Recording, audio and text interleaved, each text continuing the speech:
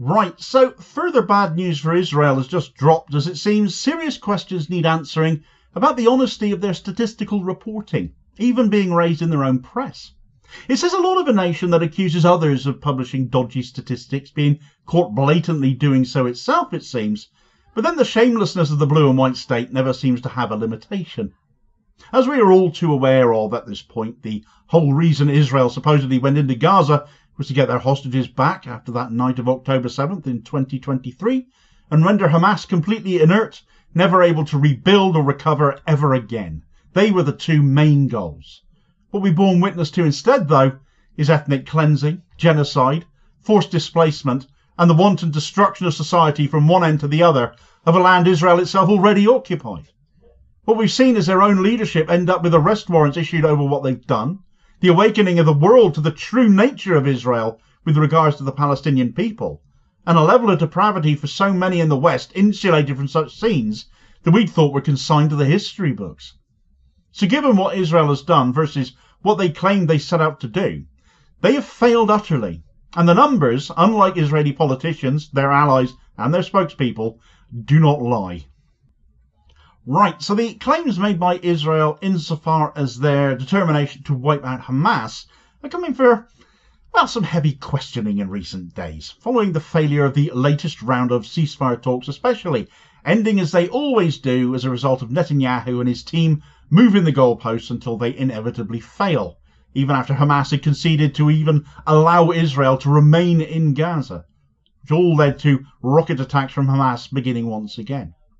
Both Israel and the US had claimed Hamas no longer had the capability to do this anymore. They claimed they had removed Hamas's ordnance, that this was no longer something to fear, and yet not only did Hamas begin firing rockets into Israel again, but they did so a mere stone's throw away from the Camel Advent Hospital in northern Gaza, where Israel were thought to now have complete control and be engaging in an absolute degree of ethnic cleansing to force all the people of Gaza out.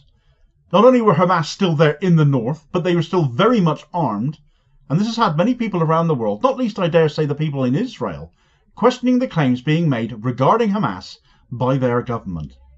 Well, those claims have taken an even greater beasting now, courtesy of one of Israel's own newspapers, in this instance the Jerusalem Post, an excerpt laying out the doubt now almost certainly thrumming through the minds of Israeli citizenry.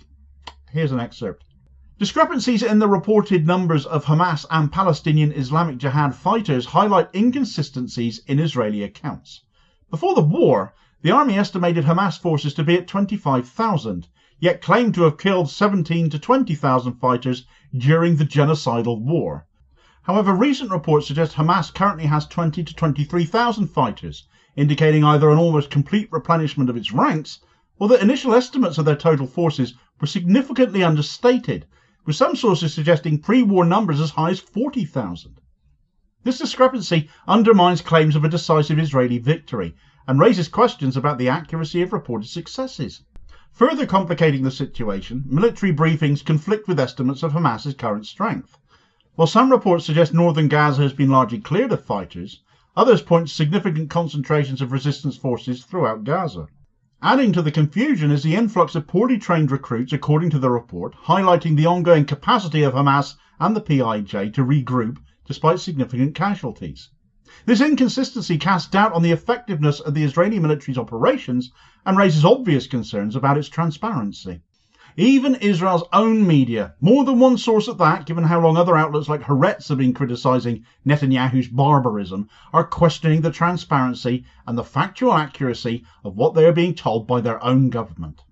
According to Netanyahu's bunch, Hamas should have been down to just 5,000 fighters based on some pre-war claims, but not only were those original figures half of some other estimates, demonstrating really that Israel just don't know what the numbers are with regards to Hamas. But even if their original claims were in any way accurate, and they did kill as many Hamas operatives as they claim, Hamas's ability to continue to recruit from people who frankly have very little left to live for anymore shows how little a dent they've been put in taking Hamas out and neutralising them. Where Israel has had opportunity after opportunity to agree to a ceasefire, to get their hostages back and settle matters, they've refused to do so, and that is all on Netanyahu. All to keep him remaining in his post, for him to stay as Prime Minister. There's no other driver of the insanity of that situation. His government at risk of collapse should he end that genocide of the Gazan people. And so he is putting himself first and foremost, always. But Israel's failure to end Gazan society and beat the Gazan people goes beyond just Hamas. In another piece of New Year's good news, the Al Nasser Eye Hospital in Gaza City, in the north of Gaza as well, has again, against all the odds, managed to reopen. As Israel have torched the Kamal Adwan Hospital and arrested their director, Dr. Hassam Abu Safia, nearby for the crime of daring to treat patients and care for the injured, another hospital has managed to reopen its doors. According to the Palestinian Health Ministry, not to be trusted according to now known liars Israel, but who are good enough for the UN, since October the 7th, 2023, Israel has killed more than 1,150 health workers and detained 300 of them. A recent report by the UN Human Rights Office, the destruction of Gaza's healthcare system between October 12, 2023 and June 30th of 2024, detailed 136 strikes on 27 hospitals and 12 medical facilities in Gaza by the IDF. I would truly love to see the detailed Israeli report showing how each and every one of those strikes was on a legitimate Hamas target, but we all know the truth behind that one now, don't we? It has taken more than a year to get this particular hospital back up and running since the IDF destroyed it. Sadly, I expect it will soon be targeted again though, perhaps very soon, as yet again claims it's a Hamas base will no doubt come down the line. More good news in Gaza came as aid has apparently also now managed to reach Jabalia in northern Gaza as well. After 140 Israeli refusals, the UN Office for the Coordination of Humanitarian Affairs reached the area whilst Israel were continuing to attack it, finding people there without access to any food, water or sanitation. Absolute famine conditions found there.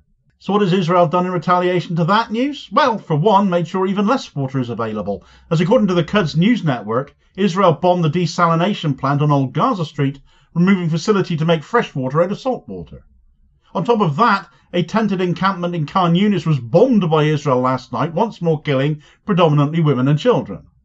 Aid and the UN reaching northern parts of Gaza, Hamas rebuilding, rearming and capable of firing rockets again, health infrastructure seeing signs of being back in service at least in some places, though for how long is a perfectly valid question.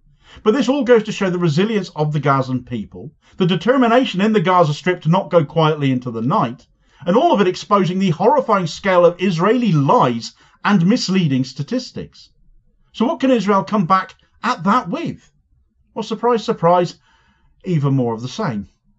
More threats, more sociopathic idiocy, and chief amongst those coughing up such nonsense right now with Netanyahu safely secured in an underground bunker somewhere whilst the orifice he talks out of most of the time recovers following prostate surgery, is the madman now passing himself off as Minister of Defence in Israel, Israel Katz, who is now threatening Hamas with blows of a force not seen in Gaza for a long time, inverted commas, if they don't stop firing rockets and don't release the hostages. You had a chance to get your hostages back. You blew up that opportunity yourself, though, because you will not accept a ceasefire under any circumstances. You know it. The families of those hostages know it. Yesterday they blocked the road outside Netanyahu's residence to make that very point, resorting to roadblocks now. That's what they've been left to do. As for more attacks, well, what is left? You've destroyed everything. What is it you think you can now escalate to now you haven't already done? It's the posturing of a fool. Your dishonesty in ceasefire negotiations is what triggered further rocket attacks. It's all on you. All on Israel's government, and everyone knows it. By levelling every building, every settlement, you've made it even harder for yourselves to even determine where Hamas might now even be. You have in fact totally failed and destroyed Israel's international reputation forever whilst you've done it. Slow hand clap for the genocidal maniacs.